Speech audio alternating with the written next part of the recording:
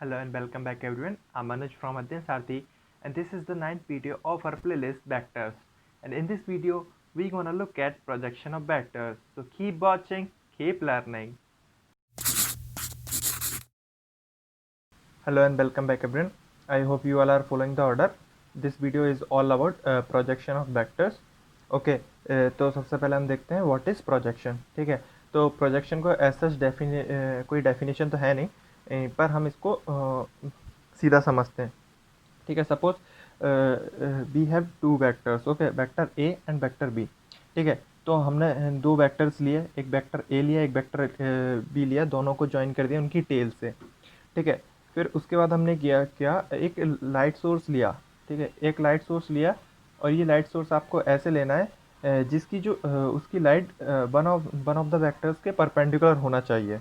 Okay, तो hair और light source and इसकी जो लाइट है वो आप देख रहे होंगे कि जो हमारा बी वेक्टर है उसके परपेंडिकुलर है. सिमिलरली आप एक लाइट सोर्स ऐसे ले सकते हैं जिसकी लाइट वेक्टर ए के परपेंडिकुलर है. ओके, देन जो ये लाइट सोर्स है, ठीक है, इस लाइट सोर्स की वजह से जो वेक्टर ए है उसकी जो शेडो वेक्टर बी पे बन रही है, this particular area and this particular part, मैं आपके लिए इसको हाईलाइट कर देता हूँ. ठीक है, ये जो शेडो एरिया है, ठीक है, this is called projection of vector A on vector B. ठीक है, तो आई होप आपको प्रोजेक्शन समझ में आया होगा. ठीक है, तो shadow of vector A on vector B is also known as projection of vector A on vector B. ठीक है, हम इनको या तो ऐसे लिख सकते हैं या ऐसे लिख सकते हैं. ठीक है, अब ये जो प्रोजेक्शन होता है ना, ये दो टाइप का होता है. ठीक है, कौन कौन सा होता है? एक होता है स्केलर प्रोजेक्शन, एक होता है वेक्टर प्रोजेक्शन. ठीक है, ज़्यादा कोई डिफरेंस नहीं है, बस इतना है कि जो स्केलर प्रोजेक्शन है वो खाली ये जो पर्टिकुलर मैग्नीट्यूड है, ओके, ये जो लेंथ है इसके बारे में बात करता है. और जो वेक्टर प्रोजेक्शन है वो इस वेक्टर के बारे में बात करता है. ठीक है, जो ये वेक्टर जो रिप्रेजेंट कर रहा है.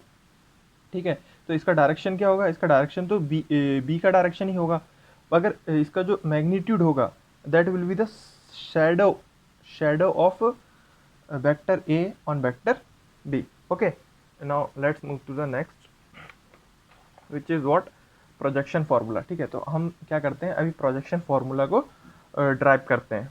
ठीक है, तो ड्राइव करने के लिए हम क्या ले रहे हैं, पहले दो वेक्टर ले रहे हैं, अगेन एक vector A and vector B. ठीक है, हम क्या करेंगे, वेक्टर ए का projection on vector B derive करेंगे. ठीक है, और इन दोनों वेक्टर्स के बीच में सपोज थीटा एंगल है. ठीक है, तो ये हमारे पास कंडीशंस है. ठीक है, इससे पहले आपने देखा होगा राइट एंगल ट्राइंगल के लिए ट्रिग्नोमेट्रिक के ट्रिगो रेशियोज देखे होंगे. ठीक है, तो उसमें जो हमारा कॉस थीटा होता है, ठीक है, यहाँ पे थीटा था तो हमने थीटा वन ले लिया ताकि कंफ्यूजन ना हो.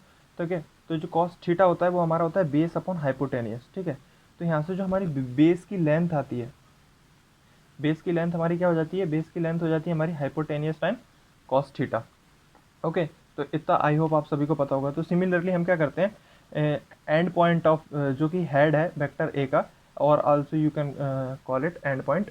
तो यहाँ से हम एक परपेंडिकुलर ड्रॉप करते हैं किस पे, वेक्टर बी पे. ठीक है, तो हमने यहाँ से एक परपेंडिकुलर ड्रॉप की.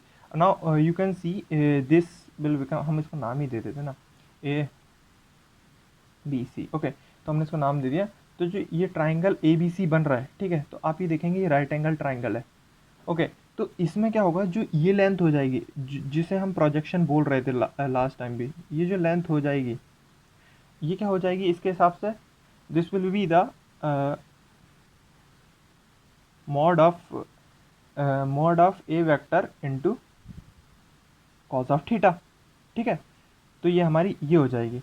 ठीक है, तो हमें प्रोजेक्शन तो पता चल गया क्या होगा, हाँ, हमारा प्रोजेक्शन होगा ये.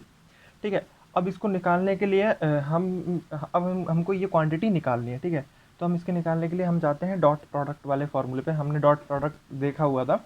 डॉट प्रोडक्ट क्या होता है, A dot B is equal to mod of A multiplied by mod of B cos of theta, and theta the angle between the both vectors. Okay, तो हम यहाँ से क्या निकालेंगे, हम यहाँ से निकालेंगे a mod of A cos theta. ठीक है, हम यहाँ से ये वैल्यू निकाल लेंगे.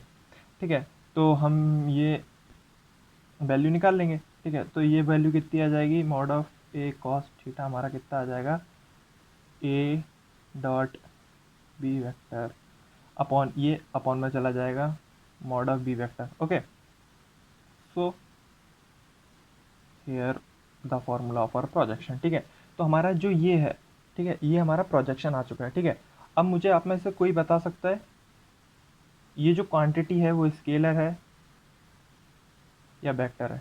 ठीक है, वीडियो को पॉज कीजिए और फिर अपना आंसर डिसाइड करके फिर दोबारा रिप्ले कीजिए। ओके, सो आई होप आपने अपना आंसर दे लिया होगा। ठीक है, तो this is a scalar quantity.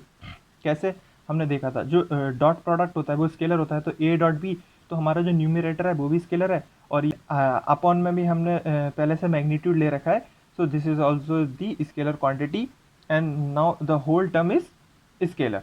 Okay, तो हमारे पास ये स्केलर वेक्टर तो आ गया, मतलब हमें दिस पर्टिकुलर ये पर्टिकुलर हमें मैग्नीट्यूड चाहिए, मतलब इतना लेंथ चाहिए। ठीक है, तो वो हमारा स्केलर प्रोजेक्शन है, वो तो हमें मिल गया। पर हमें अगर ये वाला वेक्टर चाहिए और क्वेश्चन में हमसे पूछ लिया ये वेक्टर, ठीक है, तो अब एक वेक्टर को लिखने के लिए आपको क्या चाहिए रहता है? एक वेक्टर के लिए आप लिखने के लिए आपको चाहिए रहता है magnitude plus direction. Okay, I hope ये सब आपको पता होगा, नहीं पता है तो प्लीज़ वीडियो सीरीज़ को स्टार्टिंग से देखिए। ठीक है, तो हमारे पास यहाँ से देखिए मैग्नीट्यूड तो मिल गया। ठीक है, हमें जो ये लेंथ है इसका मैग्नीट्यूड तो यहाँ पे मिल चुका है। अब हमको क्या चाहिए? अब हमको चाहिए डायरेक्शन। अच्छा, आप ये देख रहे हैं कि जो ये प्रोजेक्शन हमारा आया है इसका डायरेक्शन और जो हमारा बी वेक्टर है इसका डायरेक्शन, दोनों का डायरेक्शन सेम है। तो हम क्या ये कह सकते हैं कि अगर हमको ये वेक्टर लिखना है, ठीक है, हम इसको कोई नाम दे देते हैं यार, अल्फ़ा वेक्टर। ठीक है, तो हमें अल्फ़ा वेक्टर लिखना है, तो अल्फ़ा वेक्टर का डायरेक्शन बी वेक्टर से सेम है। तो हम क्या करते हैं, जो बी वेक्टर का यूनिट वेक्टर बनेगा, ठीक है, यूनिट वेक्टर से हम इस मैग्नीट्यूड का मल्टीप्लाई करते हैं, तो क्या ये वेक्टर बन जाएगा? हाँ, ऑब्वियस सी बात है, बन जाएगा। ठीक है, और मैंने आपको बताया भी था यूनिट वेक्टर क्या काम करता है, लास्ट वीडियोस में आपने देखा होगा, प्लीज़ आंसर दीजिए। यूनिट वेक्टर काम करता है as a direction guide. Okay, so unit vector काम करता है एज अ डायरेक्शन गाइड।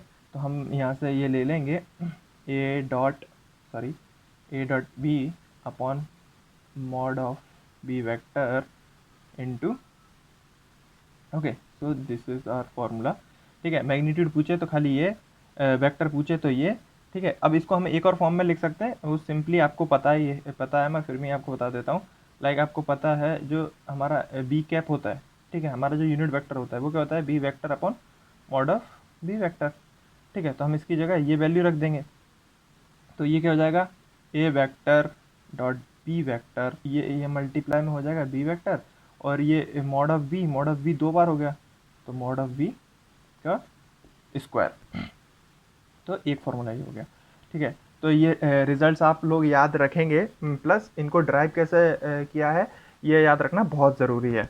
तो I hope you like this video and make sure to subscribe to our channel Adhyan Sarthi for more educational videos like this. Thank you everyone.